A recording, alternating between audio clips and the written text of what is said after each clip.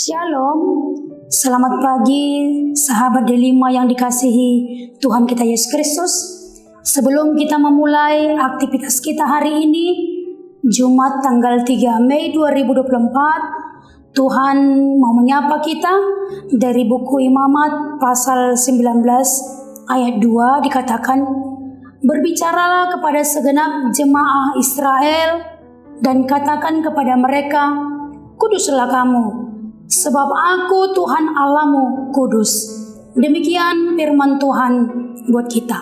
Sahabat Delima yang dikasihi Tuhan kita Yesus Kristus, berbicara tentang hidup kudus, mungkin ada dari antara kita yang mengatakan itu sangat sulit, atau hidup kudus itu tidak akan bisa kita lakukan dan tidak mudah karena kita orang berdosa. Kita adalah orang yang tidak sempurna.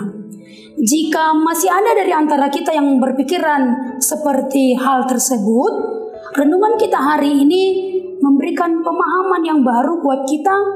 Kita diajarkan hari ini bagaimana sesungguhnya hidup kudus sesuai dengan yang diinginkan Tuhan, sesuai dengan firman Tuhan hari ini. Sahabat Delima yang dikasihi Tuhan kita Yesus Kristus, renungan hari ini merupakan firman Tuhan kepada Musa agar Musa menyampaikan, membicarakan, dan mengingatkan segenap jemaah Israel atau semua umat Israel agar mereka hidup kudus. Tuhan Allah memerintahkan umat Israel agar mereka benar-benar menjalani hidup tidak sembarangan, tidak asal-asalan, tidak sesuka hati, tidak serupa dengan dunia ini, tetapi hendaklah umat Tuhan sungguh-sungguh menjalani hidup penuh dengan kekudusan. Kudus dalam bahasa Ibrani yaitu kados, yang berarti terpisah atau tidak bercampur dengan yang lain.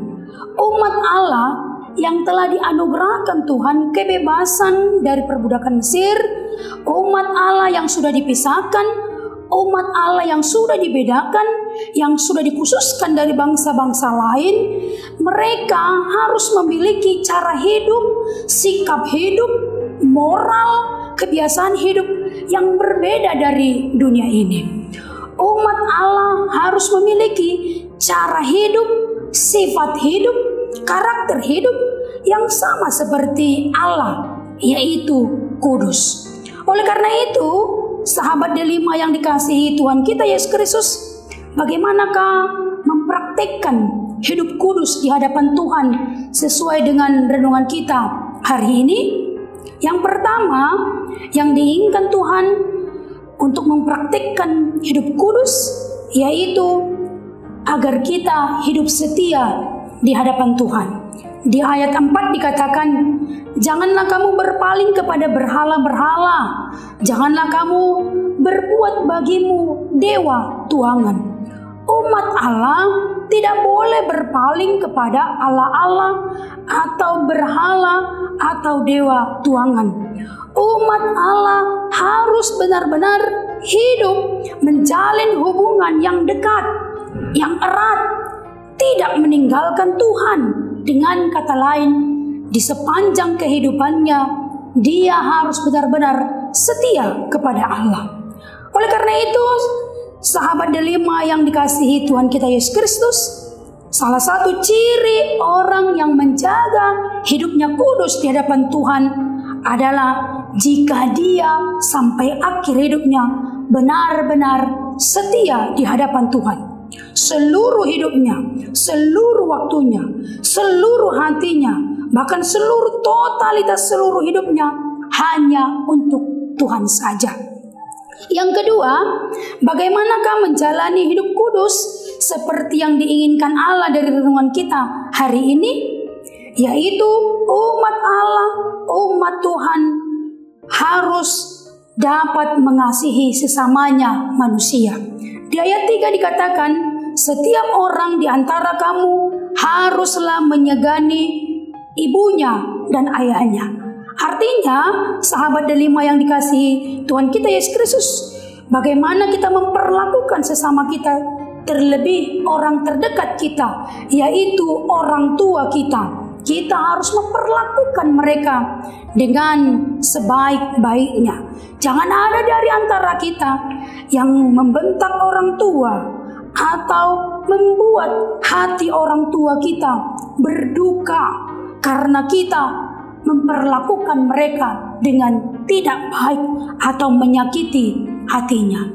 Yang ketiga, hidup kudus sesuai dengan firman Tuhan hari ini, yaitu bagaimana kita hidup dengan sesama, yaitu memperlakukan sesama, hidup peduli, hidup berbagi dengan orang lain. Seperti yang dikatakan di ayat 9, pada waktu kamu menuai hasil tanahmu, janganlah kamu sabit ladangmu habis-habis sampai ke tepinya. Dan janganlah kamu pungut apa yang ketinggalan dari penuaianmu. Juga sisa-sisa buah anggurmu jangan kau petik untuk kedua kalinya. Dan buah yang berjatuhan di kebun anggurmu janganlah kau pungut. Tetapi semuanya itu haruslah kau tinggalkan bagi orang miskin dan bagi orang asing. Dengan kata lain, saudara-saudari yang dikasihi Tuhan kita Yesus Kristus, menjaga hidup kudus akan terlihat dari bagaimana kita memperlakukan sesama kita manusia, yaitu kita harus peduli, kita harus mau berbagi. Jadi berkat yang kita terima dari Tuhan, kita boleh berbagi kepada orang lain. Jangan makan sendiri, jangan menikmati sendiri, jangan hanya untuk diri sendiri. Ada banyak hal yang harus kita kerjakan, yang harus kita lakukan untuk menjaga hidup kita kudus di hadapan Tuhan. Di antaranya mencuri, berbohong, berdusta, dan yang lain-lain, membuat curang, dan yang lain-lain. Hal tersebut juga adalah salah satu untuk menjaga kekudusan kita di hadapan Tuhan. Sahabat delima yang dikasihi Tuhan kita Yesus Kristus, oleh karena itu segala kehidupan kita yang boleh kita perankan di dunia ini, sifat-sifat di luar dari hal tersebut, yaitu ego, mementingkan diri sendiri, hidup semena-mena, mendendam, membenci, hal tersebut harus jauh dari hidup kita. Hal tersebut tidak boleh ada di dalam diri umat orang percaya. Oleh karena itu, hidup kudus berarti hidup benar, hidup yang bergantung sesuai dengan firman Tuhan, hidup sesuai dengan firman Tuhan dan kehendak Tuhan, meniru kehidupan Tuhan Yesus. Amin. Tuhan Yesus memberkati.